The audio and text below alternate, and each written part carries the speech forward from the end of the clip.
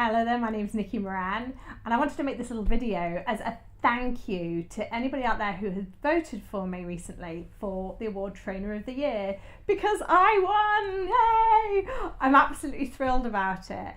And I wanted to say I could not have done this or achieved this award if it wasn't for your help.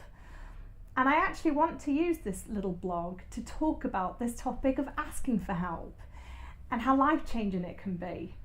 And I would like to tell you a little story of my journey around asking for help, because I used to find it really hard to do. So when I first set up my business, I found it really difficult to ask people for help. It felt very uncomfortable for me. For example, if I had to ask somebody for a testimonial, some positive feedback please, so I could put it on my website, that felt exceptionally hard because I was afraid of rejection.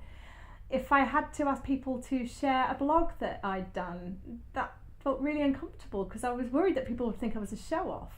And the other thing is, if I ever had a bad day, I really worried that if I picked up the phone and told somebody I was struggling with my business, they might judge me, because I felt like I had to hold it all together because I was this coach. I was supposed to be the one who knew what to do.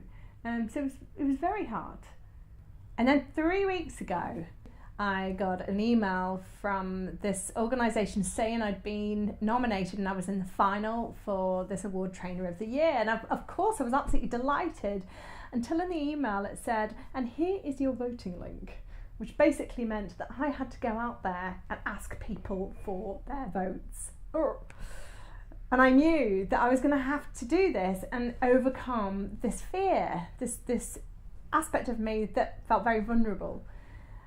The first thing I did was I looked at all the other trainers' websites, and honestly some of them just looked really impressive. They had very fancy websites, you know, pictures of them with lots of people in front of them, and obviously they had really big established companies. And I just thought, you know, how am I going to compete with them? And it nearly put me off.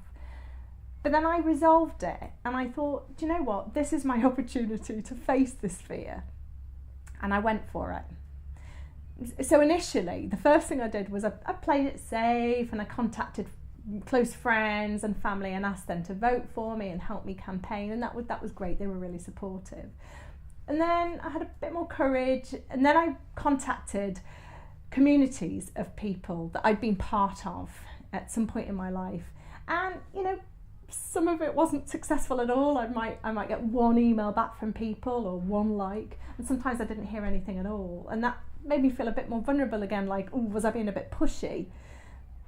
And then I shared it on Facebook, and that's when the fun really began, because within about 3 minutes I had people liking the post and going, go for it Nikki, I've just voted for you.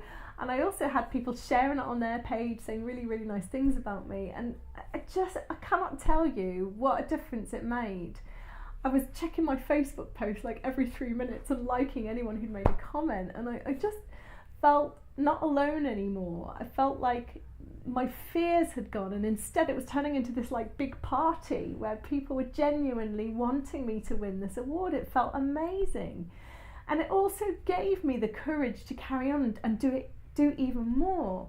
So I started emailing people from my life I hadn't seen in months.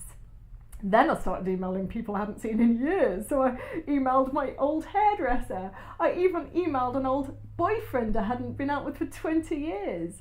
And I just felt courageous. I felt this surge of confidence that I really deserved to win, and I really wanted to win, and I needed people's help for that to happen.